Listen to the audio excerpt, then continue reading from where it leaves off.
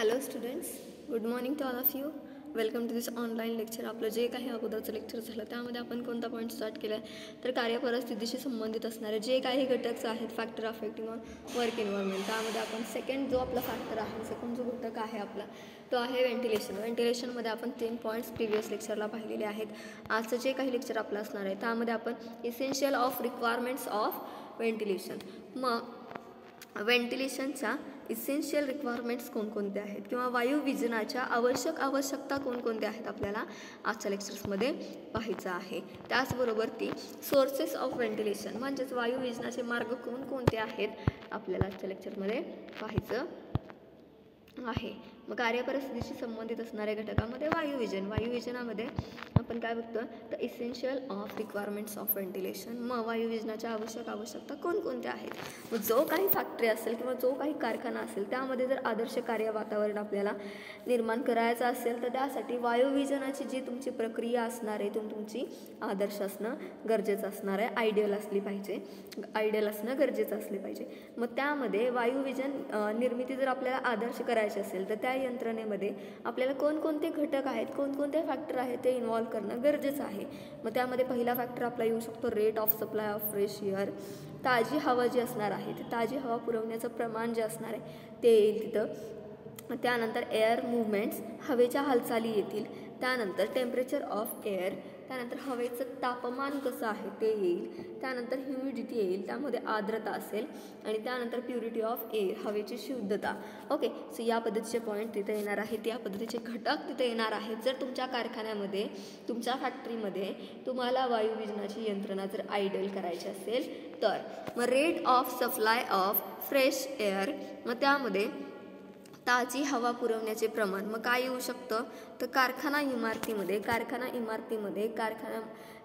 Building जी असेल त्या बिल्डिंगमध्ये इमारतीमध्ये त्या जागेमध्ये ताजी हवा जर पुरवायची असेल जे काही एम्प्लॉई काम करत आहेत त्यांच्यासाठी तर ताजी हवा पुरवण्याचे प्रमाण विविध घटकावर आधारित आहे. ओके, मग कोणकोणते घटक येऊ शकतात. उदाहरणार्थ उत्पादन विभागाचा आकार तुमचा किती मोठा आहे किंवा छोटा आहे त्याच्यावरती तुम्हाला ताजी हवा पुरवण्याचं प्रमाण जे असेल ते प्रमाण तिथं डिपेंड असणार आहे. त्यानंतर विभागातील कामगारांची संख्या किती आहे की एका विभागामध्ये किती एम्प्लॉईज काम करतात त्याच्यावरती डिपेंड आहे. त्यानंतर जे काही काम केलं जातं ते कामाचा टाईप कशा पद्धतीचा आहे त्याच्यावरती डिपेंड आहे. आणि कामाचे तास, काम करणारे कामगार जे आहेत एम्प्लॉई जे आहेत ते किती तास काम करतात किंवा त्यांचं काम हे किती तासाचं आहे त्याच्यावरती ताजी हवा जी आहे ती पुरवण्याचं प्रमाण तिथे डिपेंड आहे. आणि जर कामाचे तास किती आहेत कामगारांचे आणि कार्यविभागामध्ये ताजी हवा पुरवण्याचं प्रमाण किती आहे हे अंदाजे प्रति तासाला किती असावं लागतं हे इथं डिपेंड असणार आहे. आणि त्याचबरोबर कारखाना जो असणार आहे तुमची इमारत जी असणार आहे त्या इमारतीचं स्ट्रक्चर कसं आहे हे सुद्धा तिथं महत्त्वाचं आहे. त्याचबरोबर त्या स्ट्रक्चरनुसार ताजी हवा त्याच्या आत येणार आहे की नाही. त्याचबरोबर ती ताजी हवा जर आतमध्ये येत असेल, इमारतीमध्ये येत असेल, कारखान्यामध्ये येत असेल, फॅक्टरीमध्ये येत असेल तर नक्कीच आहे, साहजिक आहे की जी काही अवेलेबल असणारी दूषित हवा आहे ती बाहेर गेली पाहिजे. ओके, हे झालं पहिला पॉईंट आपला rate of supply of fresh air, ताजी हवा पुरवण्याचं प्रमाण कशावरती डिपेंड आहे तर कामगार किती तास काम करतात, कामगार कोणत्या प्रकारचं काम करतात, कामगार ज्या ठिकाणी काम करतात त्या विभागामध्ये किती कामगार काम करतात, कामगारांची संख्या तिथं किती आहे, उत्पादन ज्या ठिकाणी घेतलं जातं त्या उत्पादनाच्या विभागाचा आकार केवढा आहे याच्यावरती डिपेंड आहे की तुम्हाला ताजी हवा किती प्रमाणामध्ये पुरवली जाणार. ओके, त्यानंतरचा दुसरा पॉईंट आहे एअर मुवमेंट, हवेच्या हालचाली. मग एअर मुवमेंट हा पॉईंट बघत असताना तुम्हाला काय सांगितलं गेलं की हवेच्या हालचाली कोणकोणत्या असतात. प्रति तासामध्ये किती वेळा हवा ही चेंज झाली पाहिजे कारखान्यामधील. प्रति तासामध्ये जी काही फॅक्टरीमध्ये हवा असणार आहे ती किती वेळेमध्ये किती तासामध्ये चेंज झाली पाहिजे. मग हवेच्या हालचालीमध्ये वायुविजन जी पद्धत असणार आहे, वायुविजन व्हेंटिलेशनची जी पद्धत असणार आहे त्या पद्धत प्रभावी किंवा ती वायुविजनाची पद्धत ही प्रभावी इफेक्टिव्ह करण्यासाठी किंवा त्या क्रियेसाठी तुम्हाला इस्टिमेटेड 5 ते 6 वेळा प्रति तासामध्ये हवा ही चेंज झाली पाहिजे. बघा, प्रति तासामध्ये प्रत्येक तासामध्ये 5 ते 6 वेळा एअर कशी झाली पाहिजे, चेंज झाली पाहिजे. ओके, हवा हालचालीमध्ये तुमच्या कंटिन्युटी असली पाहिजे, एकसारखेपणा तिथं असला पाहिजे. त्याचबरोबर ती हवा जर कोणत्या ठिकाणी साठून राहिली किंवा कोंडून राहिली तर ते फॅक्टरीसाठी किंवा कारखान्याच्या वातावरणासाठी व्यवस्थित नसतं. त्यासाठी हवा ही कोणत्याही ठिकाणी साठून राहिली नाही पाहिजे, कोंडून राहिली नाही पाहिजे. जी काही एअर असणार आहे ती कशी असली, मुक्त असली पाहिजे. ओके, जी काही हवा असणार आहे कारखान्यामध्ये ती कशी असलीच पाहिजे, हवेचा मुक्त संचार तिथं असला पाहिजे. आणि त्यासाठी दरवाजे मोठे असावे लागतात, खिडक्या ह्या मोठ्या असाव्या लागतात, खिडक्या ह्या समोरासमोर असल्या पाहिजेत, दरवाजे समोरासमोर असले पाहिजेत. त्यानंतर हवेचं तापमान, टेम्परेचर ऑफ एअर हा पॉईंट सांगितला आहे. मग त्यामध्ये काय सांगितलं जातं, तर वायुविजनाची जी अवस्था आहे ती अशी अवस्था आहे की उन्हाळ्यामध्ये प्रवेश करणारी हवा ही थंड असावी, तर हिवाळ्यामध्ये प्रवेश करणारी हवा ही गरम असावी, उबदार असावी. ओके, कारण ऑलरेडी हिवाळा जर सुरू असेल आणि थंड हवा जर कारखान्यामध्ये, फॅक्टरीमध्ये, इमारतीमध्ये येत असेल तर कर्मचारी व्यवस्थित काम करू शकणार नाही. सो बाहेर जर हिवाळ्याचं वातावरण असेल तर हवा जी येणार आहे कारखान्यामध्ये ती कशी असावी, उबदार असावी. ओके, आणि उन्हाळ्यामध्ये कारखान्यातील हवेचं तापमान हे 20°C असावं, तर हिवाळ्यामध्ये हवेचं तापमान हे 22°C असावं. तुम्हाला क्वेश्चन विचारला जाऊ शकतो एक्झाममध्ये की उन्हाळ्यामध्ये कारखान्यामध्ये जी काही हवा असणार आहे त्या हवेचं तापमान किती असलं पाहिजे, तर 20°C. अँड सेकंड, हिवाळ्यामध्ये हवेचं तापमान हे किती असलं पाहिजे, तर ते असलं पाहिजे 22°C. ओके, सो हा झाला आपला तिसरा पॉईंट. त्यानंतर तुम्हाला सांगितलं आहे आर्द्रता, ह्युमिडिटी. मग त्यामध्ये काय सांगितलं जातं, तर ज्यावेळी कार्य उच्च तापमानाला केलं जातं, बघा जे काही कामगार असतात ते उच्च तापमानाला ज्या वेळेला काम करतात त्यावेळी कामाच्या ठिकाणी आर्द्रतेचं प्रमाण हे योग्य असणं, राईट असणं गरजेचं आहे. ओके, जर तुम्हाला वाटत असेल की आपल्या फॅक्टरीमध्ये, आपल्या इमारतीमध्ये जे काही एम्प्लॉई काम करतात ते व्यवस्थित काम करावे, त्यांना कुठलाही आजार होऊ नये असं जर वाटत असेल तर वायुविजनाची तुमची यंत्रणा जी असेल ती आयडियल असणं अतिशय आवश्यक आहे. त्यानंतरचा 5वा पॉईंट आहे प्युरिटी ऑफ एअर. मग प्युरिटी ऑफ एअर यामध्ये काय सांगितलं जातं, तर एअरमध्ये प्युरिटी असली पाहिजे, हवा ही शुद्ध असली पाहिजे. ओके, हवा ही दूषित किंवा हवेमध्ये ऑलरेडी दूषित वायू मिक्स झालेला असेल आणि त्या पद्धतीची हवा जर कारखान्यामध्ये पसरलेली असेल तर ते कारखान्यातील जे काही काम करणारे कर्मचारी आहेत, एम्प्लॉईज आहेत, त्यांच्यात आरोग्यासाठी हानिकारक असतं. सो त्यासाठी जी काही हवा असणार आहे कारखान्यामध्ये ती शुद्ध असली पाहिजे. वायुविजनाची यंत्रणा ही अशी असली पाहिजे की त्याद्वारे फक्त शुद्ध हवेचा पुरवठाच केला जावा. ओके, वायुविजनाची यंत्रणा ही कशी असली पाहिजे की त्याद्वारे फक्त शुद्ध हवेचा पुरवठा हा केला जावा. हवेमध्ये कोणतेही दूषित घटक असू नयेत. हवा जी असणार आहे त्या हवेमध्ये कोणतेही दूषित घटक असू नयेत. उदाहरणार्थ उग्रगंध असेल, बघा उग्रगंध असेल, धूळ असेल, धूर असेल, वाफ असेल, कार्बन डायऑक्साईड असेल, सल्फर डायऑक्साईड असेल, या पद्धतीचे जे वायू आहेत ते वायू त्या हवेमध्ये असू नयेत. हवा जी असणार आहे ती हवा कशी, प्रॉपर शुद्ध हवा असली पाहिजे. ओके, की जेणेकरून जे काही एम्प्लॉई काम करत आहेत त्यांची हेल्थ खराब होणार नाही. हे झालं काय, तर वायुविजनाच्या आवश्यक असणाऱ्या आवश्यकता. ह्या सगळ्या आवश्यकता वायुविजनाच्या आहेत. या सर्व गोष्टी जर तुम्हाला वायुविजन आदर्श असावं असं वाटत असेल तुमच्या फॅक्टरीमध्ये तर या सर्व गोष्टी तुम्हाला माहीत असणं, तुमच्या या सर्व गोष्टी तुमच्या आयडल व्हेंटिलेशन या प्रक्रियेमध्ये, या यंत्रणेमध्ये असणं गरजेचं आहे. त्यानंतर सोर्सेस ऑफ व्हेंटिलेशन. मग कोणकोणते सोर्सेस आहेत व्हेंटिलेशनचे, वायुविजनचे कोणकोणते सोर्सेस आहेत. मग त्यामध्ये 2 पॉईंट्स तुम्हाला मेन सांगितलेत. पहिला असेल नॅचरल सोर्सेस, सेकंड असेल आर्टिफिशियल सोर्सेस. मग in the natural sources there are 2 points. First wind effect, second stark effect. Okay, and second main point artificial ventilation. In the artificial ventilation 3 main points. So first exhaust system, then second supply system, third balance system. In the balance system 2 sub point. First air filters, second air washers. Sources of वायुविजन. वायुविजनाचे मार्ग यामध्ये 2 main point सांगितलेत. त्यामध्ये पहिला नैसर्गिक मार्ग, दुसरा कृत्रिम मार्ग. ओके, नैसर्गिक वायुविजन, कृत्रिम वायुविजन. त्यामध्ये नैसर्गिकमध्ये 2 पॉईंट्स तुम्हाला सांगितलेले आहेत. त्यामध्ये wind effect and stack effect. मग त्यामध्ये वाऱ्याचा परिणाम आणि ढीग परिणाम. ओके. देन सेकंड कृत्रिम वायुविजन, आर्टिफिशियल व्हेंटिलेशन. त्यामध्ये तुम्हाला 3 पॉईंट सांगितलेले आहेत. त्यामध्ये पहिला आहे बाहेर टाकले पद्धती, त्यामध्ये एक्झॉस्ट सिस्टम. देन सेकंड पुरवठा पंख म्हणजे सप्लाय सिस्टम. देन समतोल पद्धती, बॅलन्स्ड सिस्टम. मग बॅलन्स्ड सिस्टममध्ये समतोल पद्धतीमध्ये आपल्याला 2 पॉईंट्स आणखीन दिलेले आहेत. त्यामध्ये एअर फिल्टर्स अँड हवा गाळण्या म्हटलं जातं, तिथं हवा गाळणी म्हटलं जातं. अँड एअर वॉशर्स म्हणजे हवा धुणारे. ओके. मग यामध्ये काय काय सांगितलं जातं तर सोर्सेस ऑफ व्हेंटिलेशन. यामध्ये पहिला पॉईंट आहे आपला काय तर नैसर्गिक मार्ग, नॅचरल सोर्सेस. वायुविजनाचे प्रमुख 2 प्रकार आहेत, 2 मेन पॉईंट्स आहेत. त्यामध्ये पहिला natural resources. In the natural resources नैसर्गिक मार्ग, यामध्ये काय सांगितलं आहे वायुविजनाचा सर्वोत्तम मार्ग म्हणजे कुठला मार्ग तर नैसर्गिक वायुविजन. बघा वायुविजनाचा सर्वोत्तम मार्ग कोणता आहे तर तो म्हणजे नैसर्गिक वायुविजन. नैसर्गिक वायुविजनासाठीच आपल्याला काही इन्व्हेस्टमेंट करावी लागते का तर नाही. नॅचरल आपल्याला व्हेंटिलेशन जर हवे असेल तर नॅचरल व्हेंटिलेशनसाठी आपल्याला कोणतेही एकाही रुपयाची इन्व्हेस्टमेंट करावी लागत नाही, त्याच्यासाठी आपल्याला गुंतवणूक करावी लागत नाही.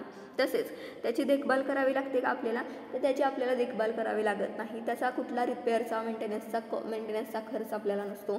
त्याचा कुठलाही आपल्याला मेंटेनन्सचा रिपेअरचा खर्च नसतो, कॉस्ट नसते त्याची आपल्याला. तसेच जी काही नॅचरल व्हेंटिलेशन असणार आहे, वायुविजन असणार आहे, नैसर्गिक वायुविजन असणार आहे, ते कसं असतं आपल्या मनाला आपल्या शरीराला आनंद देणारं असतं, प्रसन्न करणारं असतं आणि त्याचबरोबर ती वातावरण हे आल्हाददायक करणारं असतं आणि तो अनुभव आपल्याला कृत्रिम वायुविजनात मिळत नाही. बघा जे काही आर्टिफिशियल वायुविजन असेल त्याच्या कम्पेअरमध्ये नॅचरल व्हेंटिलेशन जे असतं त्याच्यामधून आपल्याला आनंद मिळतो, आपण प्रसन्न राहतो, वातावरण आल्हाददायक तिथं होत असतं. परंतु या वायुविजनाचा प्रभाव हा वाऱ्याच्या गतीवर अवलंबून असतो. बघा वारं किती प्रमाणामध्ये जास्त येतं त्याच्यावरती आपल्याला नैसर्गिक वायुविजन किती प्रमाणामध्ये मिळणार आहे ते त्याच्यावरती डिपेंड असतं. जर काही काळ वारं हे जास्त नसेलच, एकदम कमी असेल तर आपल्याला तिथं ते वायुविजन प्रॉपरली मिळणार नाही. ओके. यामुळं काय होतं तर नैसर्गिक वायुविजनाच्या मार्गावर आपण कायम राहू शकतो का तर त्याच्यावरती आपण कायम राहू शकतो नाही, कारण ते कशावरती डिपेंड आहे तर वाऱ्याच्या गतीवरती ते डिपेंड आहे, वाऱ्याच्या गतीवरती अवलंबून आहे. सो त्यामुळं नैसर्गिक मार्ग जे असणार आहेत नॅचरल व्हेंटिलेशनचे त्याच्यावरती आपण डिपेंड राहू शकतो का तर त्याच्यावरती आपण डिपेंड राहू शकत नाही. नैसर्गिक वायुविजनासाठी जी काही इमारत असेल, कारखाना असेल त्यामध्ये योग्य ते बदल करणं आपल्याला गरजेचं आहे. योग्य ते बदल तिथं झाले पाहिजेत. उदाहरणार्थ काय होऊ शकतं तुमची जी काही बिझनेसची इमारत असेल, फॅक्टरी असेल, त्याचे जे खिडक्या असतील, त्याच्या विंडोज ज्या असतील त्या मोठ्यात मोठ्या आपण करणं गरजेचं आहे. त्याच्या विंडो छोट्या नसाव्यात, मोठ्या असाव्यात, ज्याच्यातून मुक्तपणे हवाही आतमध्ये यावी, हवाही बाहेर जावी. त्याचे जे डोअर्स असणार आहेत, दरवाजे जे असणार आहेत ते कसे असले पाहिजेत ते मोठे असले पाहिजेत. दरवाजांचा आकार मोठा असला पाहिजे, खिडक्यांचा आकार मोठा असला पाहिजे, खिडक्या जास्त असल्या पाहिजेत, दरवाजे जास्त असले पाहिजेत आणि त्याची उंचीही जास्त असली पाहिजे. ओके. आता नैसर्गिक वायुविजनाचे प्रमाण खालील परिणामांवरती आधारित असतात. बघा नैसर्गिक वायुविजनाचं प्रमाण जे असतं ते कोणकोणत्या परिणामांवरती डिपेंड असतं. मग त्यामध्ये वाइंड इफेक्ट आणि स्टार्क इफेक्ट. मग वाइंड इफेक्टमध्ये काय सांगितलं जातं वारा परिणाम. यामध्ये काय सांगितलं जातं तर वाऱ्याची जी दिशा आहे, वाऱ्याचा वेग जो आहे तो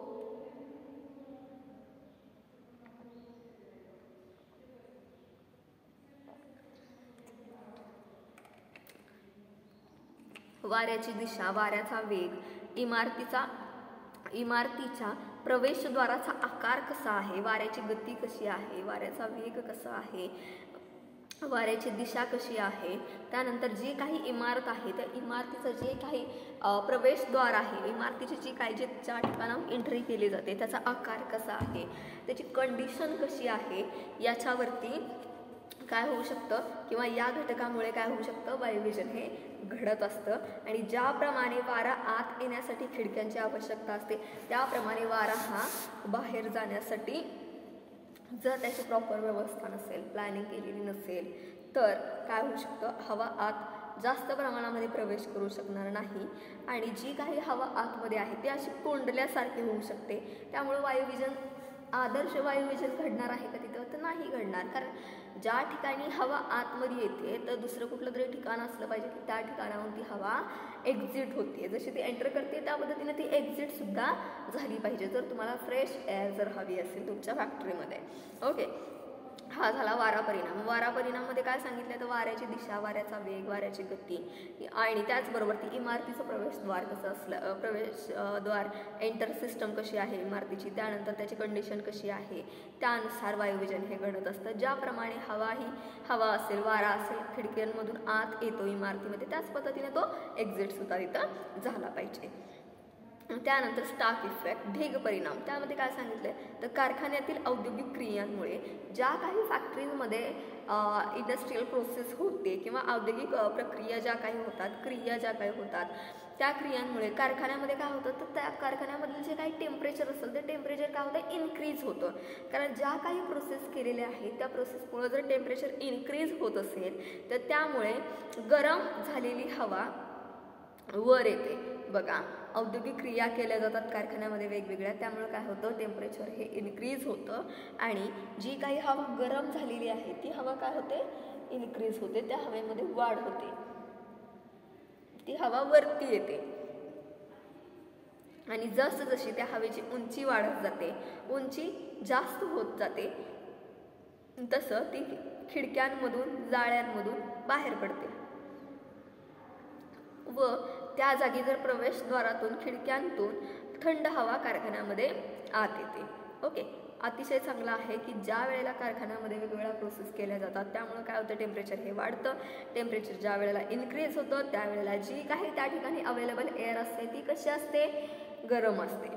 ओके, उबदार असते आणि ज्या पद्धतीनं ती जास्तीत जास्त गरम झालेली हवा जास्त उंचावरती येते त्या पद्धतीने ती काय होते, खिडक्यांमधून, दरवाजांमधून, जाळ्यांमधून, व्हेंटिलेटर्समधून काय होते, एक्झिट करत असते आणि ज्या वेळेला ती गरम हवा एक्झिट करते त्यावेळेला फ्रेश एअर ही खिडक्यांमधून आत येत असते. आणि चांगल्या वायुविजनासाठी, आयडियल व्हेंटिलेशनसाठी हवा ही आत येणाऱ्या व हवा बाहेर जाणाऱ्या खिडक्यांचा आकार हा समान असावा लागतो. बघा, तुम्ही एका विभागामध्ये छोटी खिडकी लावाल, दुसऱ्या विभागामध्ये मोठी खिडकी लावाल, हे योग्य आहे का, तर हे योग्य नाही. कारखान्यामध्ये जर तुम्हाला ताजी हवा पाहिजे असेल तर तुम्हाला काय केलं पाहिजे, एकसारख्या खिडक्या मोठ्या आकाराच्या तुमच्या इमारतीमध्ये असणं गरजेचं आहे. मोठे दरवाजे एकसारख्या आकाराच्या तुमच्या इमारतीमध्ये असणं गरजेचं आहे. त्याचबरोबर ती दोन्ही प्रकारच्या खिडक्या चारी दिशांनी असाव्या लागतात. खिडकी एकाच दिशेला, एकाच साईडला असली तर चालेल का, तर नाही. कारण ज्या पद्धतीच्या खिडक्यांचा आकार आहे त्यानुसार त्या खिडक्या चारही दिशाला असल्या पाहिजेत. कारखान्याचे छप्पर जे असणार आहे ते शक्य तितकं उंच असलं पाहिजे. हवा बाहेर जाण्याच्या खिडक्या जाळ्या छपरालगत असल्या, स्लॅब लगत असाव्यात आणि त्याचबरोबर हवा जर आत येत असेल तर खिडक्यांजवळ असणारे खिडक्यांजवळ हवेला प्रतिबंध करणारे घटक हे नसावेत. खिडकीसमोर भिंत किंवा इमारत या गोष्टी नसाव्यात. खिडक्या ह्या मोकळ्या असल्या पाहिजेत की ज्याच्यामधून मुक्तपणे हवा आत आली पाहिजे, मुक्तपणे हवा ही बाहेर गेली पाहिजे. त्यानंतर कृत्रिम वायुविजन. मग कृत्रिम वायुविजनामध्ये काय सांगितले, आर्टिफिशियल व्हेंटिलेशन. आर्टिफिशियल व्हेंटिलेशनमध्ये या पद्धतीमध्ये आर्टिफिशियल व्हेंटिलेशनमध्ये यांत्रिक साधनांचा अवलंब केला जातो आणि यांत्रिक साधनांचा अवलंब करून कारखाना इमारतीमध्ये काय केलं जातं, व्हेंटिलेशन निर्माण केलं जातं. ओके, कृत्रिम वायुविजनामध्ये यांत्रिक साधने जे असतील त्यांचा यूज केला जातो आणि त्याच्या यूजद्वारे काय केलं जातं, त्या इमारतीमध्ये आर्टिफिशियल व्हेंटिलेशन हे निर्माण केलं जातं.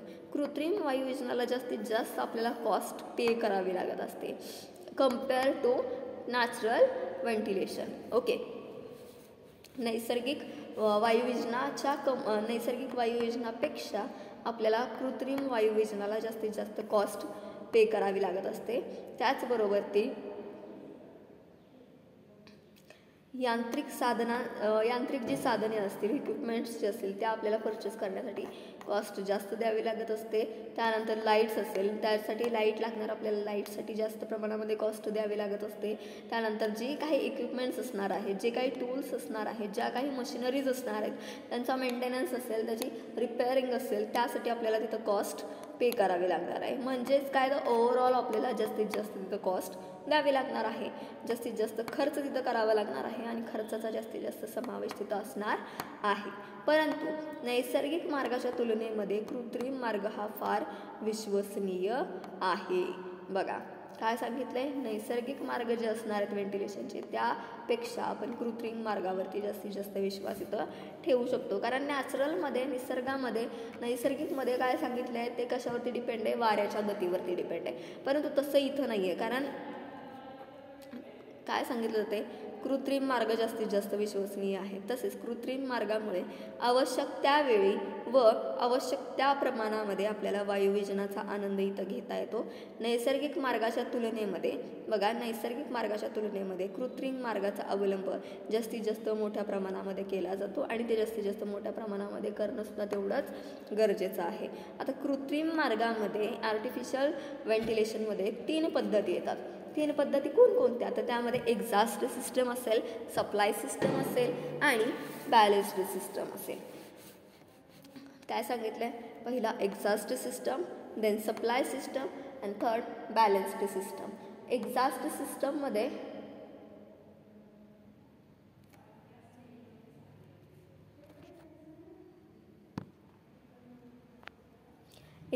सिस्टममध्ये कारखान्यामध्ये असणारी धूळ, कारखान्यामध्ये असणारा धूर असेल, गरम हवा असेल, वाफ असेल, त्यानंतर विषारी वायू असतील, हे बाहेर टाकण्यासाठी या पद्धतीचा वापर केला जातो. बघा, एक्झॉस्ट सिस्टम म्हणजेच बाहेर टाकणे पद्धती, याचा यूज कशासाठी केला जातो, इमारतीमध्ये, फॅक्टरीमध्ये, कारखान्यामध्ये जी धूळ असेल, धूर असेल, त्यानंतर विषारी वायू असेल, वाफ असेल, गरम हवा असेल, बाहेर टाकण्यासाठी एक्झॉस्ट सिस्टम यूज केली जाते. त्याचबरोबर ती या सिस्टममध्ये पुढे लोटणाऱ्या पंख्याद्वारे म्हणजेच प्रॉपेलर फॅन्स याद्वारे काय केलं जातं, आतील दूषित हवा ही बाहेर लोटली जाते आणि जाते व इमारती अंतर्गत काही प्रमाणामध्ये पोकळी निर्माण केली जाते. यामुळे काय होतं, स्वच्छ आणि ताजी हवा येण्यामध्ये मार्ग हा तयार होतो. त्यानंतर पुरवठा पंख, सप्लाय सिस्टम, यामध्ये काय सांगितलं, तर सप्लाय सिस्टम या पद्धतीमध्ये पंख्याच्या मदतीनं काय केलं जातं, हवा पुरवण्याची व्यवस्थाही केली जाते आणि हवा बाहेर टाकण्याची व्यवस्था तिथं असते का, तर नाही, हवा बाहेर टाकण्याची व्यवस्था तिथं नसते. या पद्धतीमध्ये खालून वर किंवा वरून खाली हवा पाठवण्याची अवस्था असते. खालील दिशेस वायुविजन पद्धतीमध्ये आत येणारी हवा छताजवळ येऊ दिली जाते आणि छताला लावलेल्या पंख्याद्वारे ती काय केली जाते, खाली ती पोहोचवली जाते, जमिनीलगत पोहोचवली जाते आणि जमिनीलगत असणाऱ्या बाहेर पडण्याच्या मार्गांनी ती बाहेर पडते. आणि वरील दिशेस वायुविजन पद्धतीमध्ये जमिनीलगतच्या हवा जी असणार आहे त्या हवा येण्याच्या मार्गाने आलेली हवा जी असेल ती पंखांच्या साह्याने वरच्या दिशेला पोहोचवली जाते. नंतर ती हवा काय होते, छतालगत असणाऱ्या ज्या काही विंडोज असतील आपण लावलेल्या, खिडक्या असतील आपण लावलेल्या, त्याद्वारे काय करते, ती एक्झिट करते. ओके. त्यानंतर बॅलन्स्ड सिस्टम सांगितलं आहे, समतोल पद्धती. मग बॅलन्स्ड सिस्टममध्ये काय सांगितलं आहे, आता आपण सप्लाय सिस्टम आणि एक्झॉस्ट सिस्टम याद्वारे हे 2 पद्धती आपण इथं बघितल्या, या 2 सिस्टम आपण इथं बघितल्या. वरील 2 पद्धती ज्या आपण बघितल्यात, एक्झॉस्ट सिस्टम, सप्लाय सिस्टम, याचं जर आपण एकत्रीकरण केलं तर काय होऊ शकतं, तर समतोल पद्धती होऊ शकते. मग यामध्ये काय केलं जातं, या पद्धतीमध्ये हवा आत घेण्यासाठी व हवा बाहेर पाठवण्यासाठी पंख्याचा यूज तर केला जातो आणि या पद्धतीमध्ये पंख्यांचा यूज करून सुद्धा हवेच्या हालचालींवरती पूर्ण कंट्रोल केलं जातं. ज्या काही एअर मुवमेंट आहेत त्या मुवमेंट कशा पद्धतीच्या आहेत याच्यावरती इथं काय केलं जातं, कंट्रोल केलं जातं आणि ही व्हेंटिलेशनची सर्वात उत्तम पद्धती आहे. तुम्हाला विचारलं जाऊ शकतं व्हेंटिलेशनची सर्वात उत्तम पद्धती कोणती, तर आन्सर तुमचा असणार आहे काय, बॅलन्स्ड सिस्टम. आता बॅलन्स्ड सिस्टममध्ये तुम्हाला 2 पद्धती सांगितलेल्या आहेत. बघा, बॅलन्स्ड सिस्टममध्ये 2 पद्धती सांगितल्या, त्यामध्ये तुमच्या एअर फिल्टर्स आणि एअर वॉशर्स. एअर फिल्टर्स आणि एअर वॉशर्स. मग एअर फिल्टर्समध्ये बाह्य वातावरणातील घाण जे असणार आहे बघा, बाह्य वातावरणातील घाण असणार आहे, कचरा असेल, जंतू असेल, विषारू वायू असेल, धूर असेल, धूळ असेल, आत येणाऱ्या हवेबरोबर कारखान्यामध्ये येऊ नये यासाठी हवा गाळण्यांचा उपयोग केला जातो. बघा, एअर फिल्टर्स, हवा गाळण्या याचा यूज काय केला जातो तर बाहेरच्या वातावरणामध्ये जी काही कचरा असेल, घाण असेल, धूर असेल, धूळ असेल, आत येणाऱ्या हवेबरोबर ते सुद्धा आत येऊ नये म्हणून एअर फिल्टर्सचा यूज केला जातो. जे काही बाहेरचं वातावरण आहे ते बाहेरचं वातावरण प्रदूषित घटक कारखान्याच्या कार्य वातावरणामध्ये जर आले तर काय होऊ शकतं तर कारखान्यातील कार्य वातावरण तिथं काय होऊ शकतं, डिस्टर्ब होऊ शकतं, बिघडू शकतं व याचे अनेक दुष्परिणाम त्या उद्योग संस्थेला मोठ्या प्रमाणामध्ये सहन करावे लागतात. यासाठी एअर फिल्टर्स यूज केले जातात आणि एअर फिल्टर्सचे प्रमुख 3 प्रकार आहेत. मग कोणकोणते एअर फिल्टर्सचे टाईप्स आहेत त्यामध्ये viscous filters, dry filters, electric filters. मग त्यामध्ये तुम्हाला जे काही एअर फिल्टर्सचे 3 टाईप्स आहेत त्यामध्ये चिकट गाळण्या, त्यानंतर कोरड्या गाळण्या आणि विद्युत गाळण्या.